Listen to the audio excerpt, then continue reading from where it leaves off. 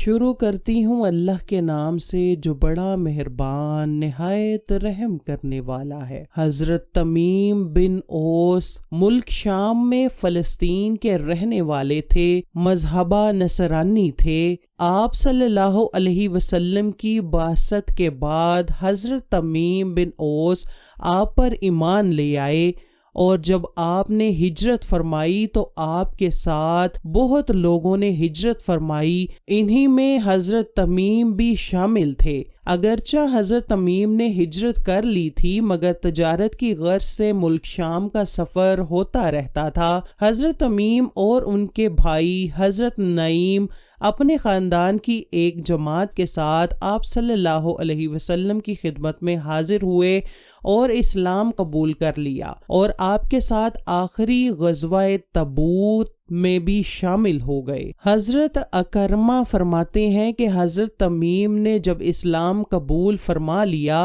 تو کہنے لگے کہ اے اللہ کے رسول، اللہ تعالیٰ یقیناً آپ کو پوری دنیا میں غالب فرمائے گا، تو آپ مجھے بیت اللحم کی میری بستی عنایت فرما دیجئے گا۔ تو آپ نے فرمایا کہ ہیلک اور اس کی سند لکھ دی۔ حضرت تمیم وہ دستاویزات لے کر حضرت عمر کے پاس آئے۔ حضرت عمر نے فرمایا یعنی میں خود شاہد ہوں، پھر وہ بستی ان کے حوالے کر دی۔ حضرت لیث تابعی فرماتے ہیں کہ حضور صلی اللہ علیہ وسلم نے یہ بھی فرمایا تھا اس بستی کو فروخت نہ کرنا۔ فرماتے ہیں کہ وہ بستی آج بھی حضرت تمیم کے خاندان کے قبضہ میں ہے۔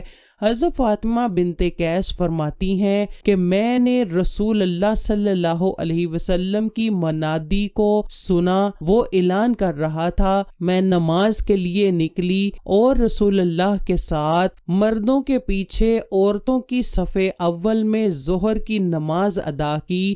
آپ صلی اللہ علیہ وسلم نماز سے فارغ ہوئے اور ممبر پر بیٹھے، جبکہ اس دن سوائے جمعہ کے ممبر پر نہیں چڑھتے تھے۔ آپ کے چہرے پر اس وقت مسکراہٹ تھی۔ آپ نے فرمایا کہ ہر شخص اپنی اپنی جگہ پر بیٹھا رہے۔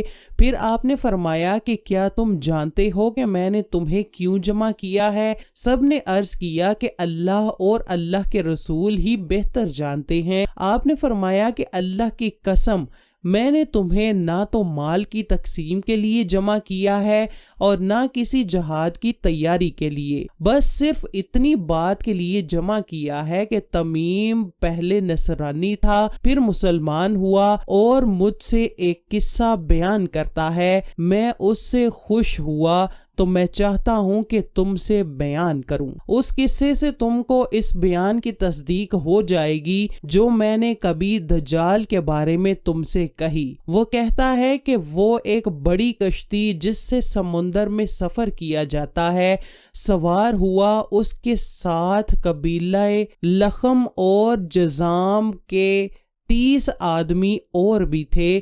سمندر کا طوفان ایک ماہ تک ان کا تماشا کرتا رہا۔ آخر مغرب کی جانب ان کو ایک جزیرہ نظر آیا جس کو دیکھ کر سب خوش ہو گئے۔ پھر چھوٹی کشتیوں میں سوار ہو کر سب اس جزیرے میں اتر گئے۔ سامنے ان کو جانور کی شکل کی ایک چیز نظر آئی جس کے سارے جسم پر بال ہی بال تھے، اور ان بالوں میں سے اعضائے مستورہ تک کچھ نظر نہیں آتا تھا۔ لوگوں نے اس سے کہا کہ تو کیا بلا ہے؟ وہ بولی کہ میں دجال کی جاسوس ہوں، میرے ساتھ چلو، وہاں ایک گرجے میں ایک شخص ہے جو تمہاری خبروں کا مشتاق ہے۔ یہ بات سن کر سب لوگ ڈر گئے کہ کہیں کوئی جن نہ ہو۔ ہم سب گرجے میں پہنچے تو دیکھا کہ وہاں ایک قوی ہیکل شخص ہے کہ اس سے پہلے ہم نے ایسا شخص کبھی نہیں دیکھا تھا۔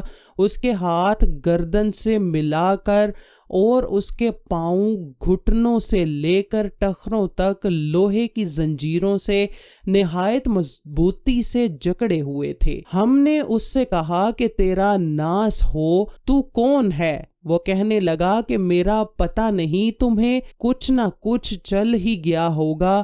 اب تم کہو کہ تم کون ہو؟ ہم نے اسے بتایا کہ ہم جزیرہ عرب کے باشندے ہیں، ہم سمندر میں سفر کر رہے تھے کہ سمندر میں طوفان آ گیا اور 1 ماہ تک رہا، پھر ہمیں ایک جزیرہ نظر آیا، ہم اس جزیرے میں اتر گئے، یہاں ہمیں ایک جانور نظر آیا جس کے جسم پر بال ہی بال تھے، ہم نے اس سے پوچھا کہ تو کون ہے؟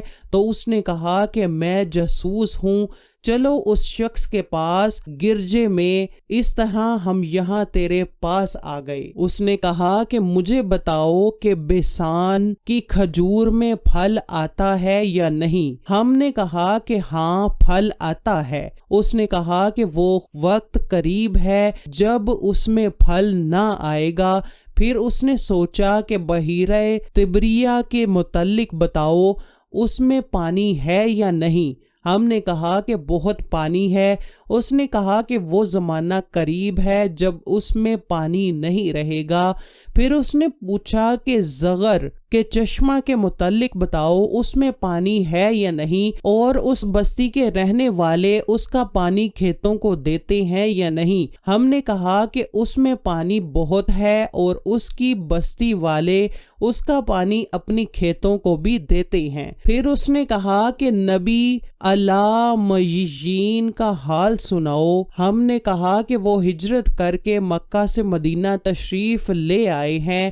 اس نے کہا کہ کیا عرب کے لوگوں نے ان کے ساتھ جنگ کی ہے؟ ہم نے کہا کہ ہاں کی ہے۔ اس نے پوچھا کہ اچھا اس جنگ کا کیا نتیجہ رہا؟